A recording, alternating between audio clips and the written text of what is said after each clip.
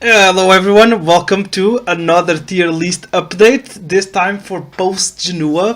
It's been a while since I updated my tier list. We had the release of Laya, a mega meta shaper unit. Now we have the release of Jenua, so the tier list has suffered a lot of changes since the last time I've updated it. Guys, don't forget to subscribe, like, leave your comments down below on how you think the current meta is, and if you guys agree or disagree with my tier list.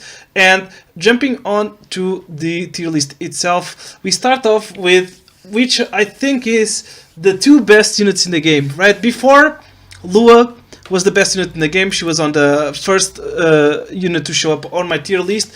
But now I change it to MLND and Laya. I am still not quite sure which one of these two I would rather put as the best unit in the game. But I'm pretty sure it's Navy Captain Landy, guys. I'm pretty sure it's her. Like, she's one of the few units in the game that can...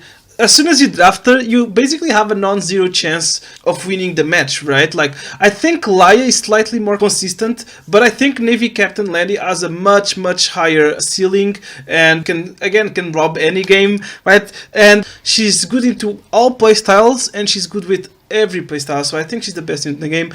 And up we get to Laya. Laya is one of the units added since I introduced into the game, since I updated my tier list. This unit completely changed the meta. Insane. She deals with all openers. She deals with AOL, Lua, Conquer Lilias, Knock Wall, right? It's crazy. She deals with Knock Wall. We're one of the few units in the game to do that. And on top of it all, she's a 30k HP unit with a win condition, a Dark Harvest win condition, a clock, right? An unstoppable clock that she puts on your opponents. So yeah, definitely the second best unit in the game, in my opinion. She's like MLND. She fits in all comps and she fits against all comps, right? And the craziest part about her is that she deals with units like Lua and Knockwall straight up. You don't need prot sets, you don't need immunities, you don't need nothing. You just need to draft Laya and you have Lua and units like Lua and Knockwall countered. So definitely one of the best units in the game, in my opinion. A win condition on top of it all. And another crazy thing about Laya is that she pairs insanely well with openers, right? So imagine, let's pretend you go first pick Laya, right? And your opponent goes like Conqueror +1.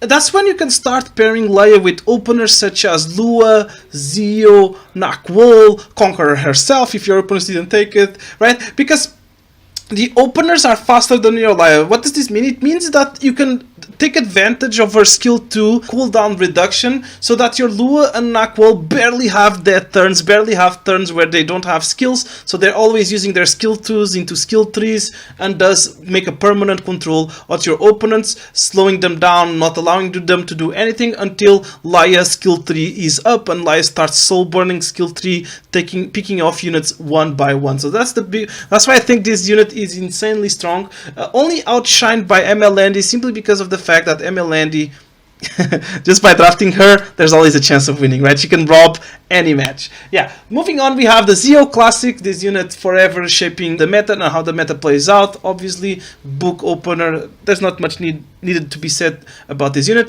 Then next up we have Conquer Lilias. I think Conquer Lilias is also a little bit of a change for my current tier list. Last time she was very low on the SSS priority. Now I think she's back up because, again, with the phasing out of Lua from the meta, Conqueror becomes relevant again, because Conk is one of the few openers who are actually good into Laya, because you won't debuff them, right? You won't land the attack downs and the provokes, but the fact that Vigor, you still get the Vigor buff, right, which is an insanely powerful buff, and you can still push back the Laya, disrupting their turn orders, right, making it awkward for your opponent. So definitely still a lot of value. And also keep in mind the guaranteed dual attack on skill 1, one of the reasons why Laya is so good, and one of the reasons why I love pairing Laya with Candy or Conqueror with Candy, right?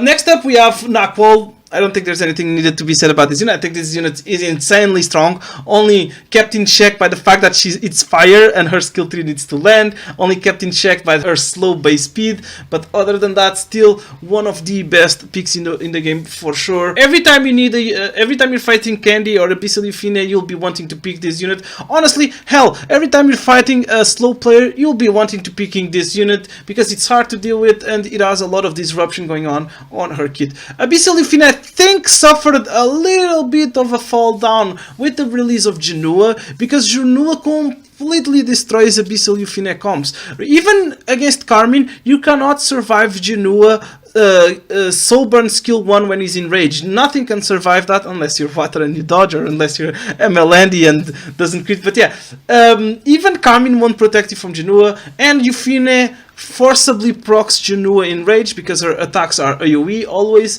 So yeah, got a small pushback on her priority on my tier list, but she's still an amazing unit. She's still a great win conditions. She still has kind of like the MLND effect where she can rob any game with Elbris, and again that amazing passive still very good. Still one of the best units in the game without a doubt. But I think the release of Jenua, she suffered a little blow. Next up we have Death Dealer Ray. I think Death Dealer Ray is also amazing, but I also think he's suffering a slight downtrend because of ML Sharoon. ML Sharoon really good at dealing with Death Dealer Ray. Basically, I see Death Dealer Ray being picked, I pick ML Sharoon, because no matter what, Death Dealer Ray eventually will have to sleep your units, proc your Cascade, and you start popping off with ML Sharoon. Ran, Ludwig, these don't change. Karina don't change. Bunny Dom doesn't change, but I also think she suffered a little bit of a downtrend with the current meta, but still very good. Balian, of course, denying souls. And now up on Lua. This is one of the first hot takes of my tier list, because I still maintained Lua at triple S tier. I am not gonna lie, the only reason she's here on the triple S tier is because I have her at 311 speed. You don't need 311 speed on her, but like you need her really fast. As long as she's like 305 speed, I still think she's triple S tier, because being a guiding light opener allows you to not die to a lot of cheeses out there. So still very important pocket pick that you can have. Also, if you play Laia and you pre-ban Candy, it's like we go back a couple patches, so she's still a high prior pick in those scenarios. So yeah, a little bit biased, but yeah, I still think she provides a lot of value. On my journey to rank 1 recently, I used her a lot. I used her like in, I want to say roughly 30-40% of my matches. So one of the reasons I maintained her on the triple S tier, but I can very well easily see she being demoted on next couple updates to my tier list. Yeah, so I think this is the triple S tier. Compared to last season or last tier list update, we got the reduction on the amount of units I consider triple S tier, the double S tier. So let's jump on to the double S tier. First of all, we got Jenua, our most recent unit. I love this character, shaping the meta. I love it, pushing Abyssal Euphine comps a little, and Laia comps, not just Abyssal Euphine, because he also destroys Laia comps, pushing them a little bit out of the meta, or not out of the meta, but as high prior picks as they used to be. I love this unit. I could very easily see myself putting this unit triple S tier next update, but for now I went with the safe bet. I think he's double S tier. I think he has a lot of counters. I don't think he's like, oh my god, my opponent picked Jenua, how do I deal with it? No, I think he has a lot of counters. So let's start off how to deal with him. So if your opponent picks Jenua, there's two units that are mainly very strong against him. First being Karina, obviously, right? Unbound Knight ROL. I think ROL is the best Knight versus Jenua, because she provides the escort mitigation, right? Which is a lot of damage reduction that's gonna happen to Jenua's. And not just that, because she has strip on skill 1 and the strip plus stun on the skill 3. So basically, if your opponents go Jenua, going ROL plus Karina are very good answers to him. Because, as I said, right, ROL can stun, then you can proc him. Karina gets the free proc if Jenua goes into someone, and then can kill him. So yeah, I think these two are like the main units you should be looking forward to use versus Jenua. But that's for a standard and tank down player. But if you want to go for the cleave version versus Jenua is insanely weak to Ran and insanely weak to Politis, right? One of the reasons I promoted Politis from S tier to double S tier is because of Jenua. So basically, if you opponents go Jenua, you can also go like a Ran Politis comp to deal with him. Ran S2 S3 will kill Jenua and strip his immortality at the same time, and then Politis procs, finishing off Jenua for good. So these are two different ways of dealing with him. But also, why is he so good? He's so good because he completely destroys, as I mentioned earlier, Abyssal Euphine comps. Abyssal plus, even if they go mitigation like Carmine, your Abyssal Euphine will die to Jenua's skill 1 into skill 3 when he's enraged, and if Abyssal Euphine force procs the enrage of Jenua. So Jenua is very good versus her. Jenua is generally good as well versus AoE comps, right? Because if you early pick Jenua, your opponent can go a lot of heavy single target, right? You can go ROL, Karina, you can go ML Shu. These are all single target units which will not proc Jenua, or only proc Jenua at the right time, and making it your Jenua not be able to shine. Obviously the ML Landy providing the anti-crit, also very good versus him, but he also destroys Laia comps, right? Laia gets absolutely obliterated by the skill 1 into skill 3, and unfortunately though, Jenua as a he was supposed to mainly eat the Abyssal Euphine comps, but he also destroys a lot of the bruisers out there. So he completely destroys MLCan, he completely destroys Bellona, he completely destroys Dilibet, right? He completely destroys all these bruisers that do AoE damage, right? He completely destroys Edward, right? All these bruisers that do AoE damage, Jenua will completely destroy them unless they're water, Karina, or they have anti-crit, Candy, right? So yeah, moving on to the tier list, we also have Angel of Light. I demoted her from SSS to SS tier. That's an effect caused by Laia, right? Laia completely destroys Angel of Light comps, so she became more of a niche pick in my opinion, and therefore earning the demotion from SSS tier to SS tier. As I mentioned, Politis got a promotion because of Jenua. Ran plus Politis equals dead Jenua, so that's why I put Politis on the SS tier. Not just that, there's a lot of other things that Politis works against, but the main reasoning is the Ran Politis combo versus Jenua. Next up we have Lulukar. This unit always very obnoxious to deal with, nothing to say about it, she has always been on SS tier. Next up, another big hot take about my tier list is Dragon King Sharon. I promoted her from S tier to SS tier. I've been using this unit a lot. I'm a big fan of her kit. I like her a lot. Basically, as I mentioned earlier at the beginning, I see Death Dealer Ray, I pick Dragon King Sharon, and she usually does the job most of the time. Honestly, I've been having a lot of success with her. I really like her unit. I play her fast though. I play her on a faster build. I have her on like 260 speed Water's Origin. But if you're 260 speed, you're gonna outspeed Death Dealer Ray. It doesn't matter, because here's the thing: you outspeed Death Dealer Ray with Dragon King Sharon. You press skill 3. Push him back, defense break him, right? So if your follow-up can kill him through with your follow-up should be able to kill him because he has defense break. But even if you can't kill him, right? Shirun got the 50% CR boost, and because I'm 260 speed, right? Before DDR takes his turn, I'll catch up on the CR bar a bit, and then if he sleeps me, I get the other 30% that's from her S skill 2 when an ally slept, and then I'll cut and cleanse my team. So yeah, that's why I went for a faster build on Sharon, and that's why I like her a lot. I've been using her a lot. Basically, guys, you see Death Dealer Ray, you pick Sharon. Sharon though is weak to units like Angel of Light and Ambitious Tywin, right? She only has one debuff on her skill 3, and it's AoE, so AOL will cleanse it and proc. A Tywin will cleanse it and get the enrage. So these are two basic units that are really good versus Dragon King Sharon, so be careful with that. Next up we have ROL. As I mentioned, I think ROL is the best knight right now because of her strength with Jenua, because how well she synergizes with ML Landy as well. And keep in mind, guys, ROL is way better if she's on Bastion of Perlucia. I highly recommend putting Bastion of Perlucia on your Unbound Knight ROL. It's insanely strong. That artifact is completely broken, and you can give immunity to units like your Conqueror, your Laia, your Luas, etc., right? And on top of it all, if you have ML Landy, you will have a Fat Barrier, immunity, escort, and anti-crit on your ROL. That's 4 buffs. And your backline unit will have barrier, immunity, and anti-crit. That's 3 buffs.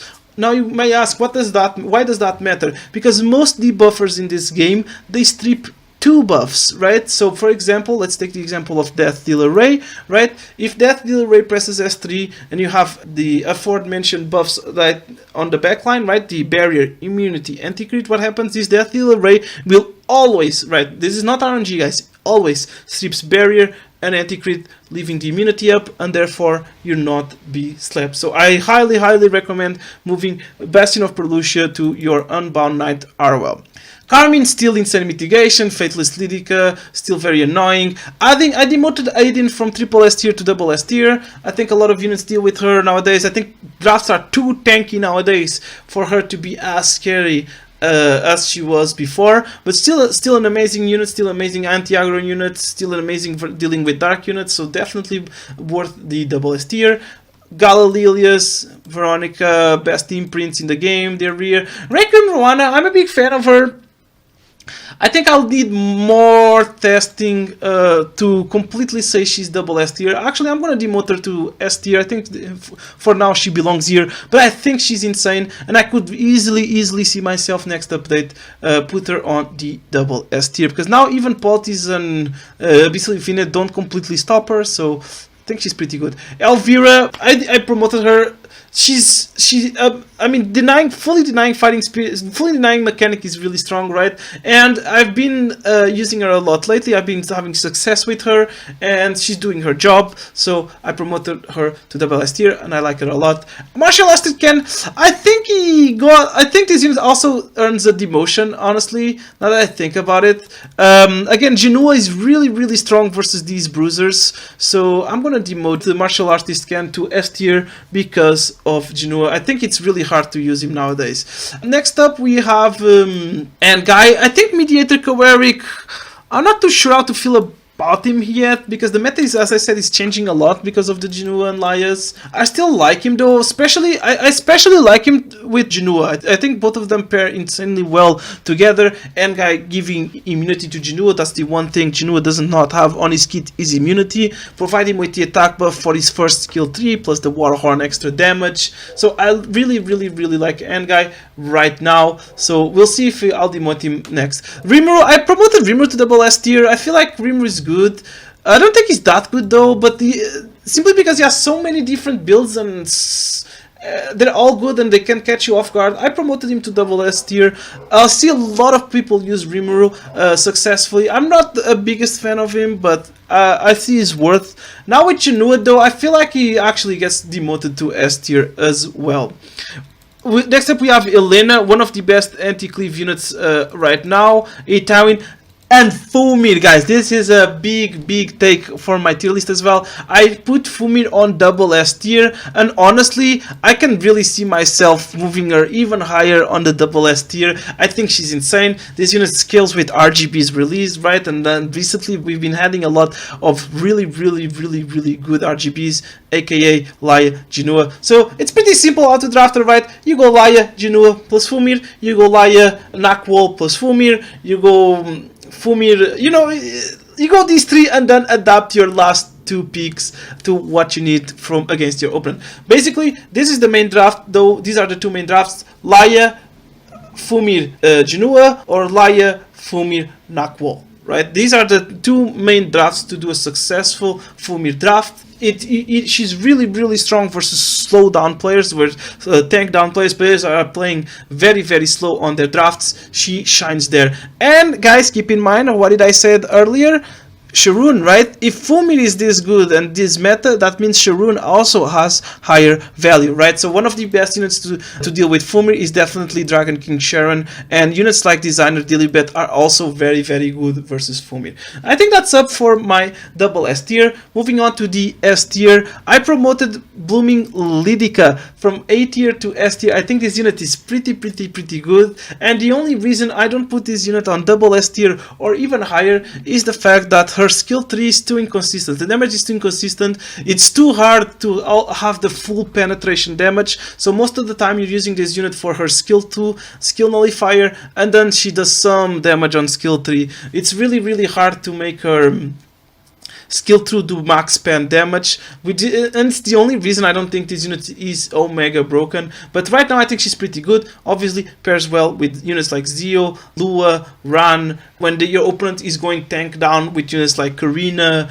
Martial Artist Ken, Abyssal Fine, and Navy Captain Landy. So she's very good versus those units. Next up we have units like Astromaster Elena. I already had them on S tier. I think they're good for Cleave drafts. Bellona unfortunately took a big hit with units like Elvira and now Jenua, making her demotion, in my opinion, from double S tier to S tier. I think another big take about this is Destina. I feel like Destina is not as good as she used to be. I think I think units have a lot of damage nowadays, a lot of tempo, and it's hard for a Soul Weaver like Destina to keep up. I still think she's amazing.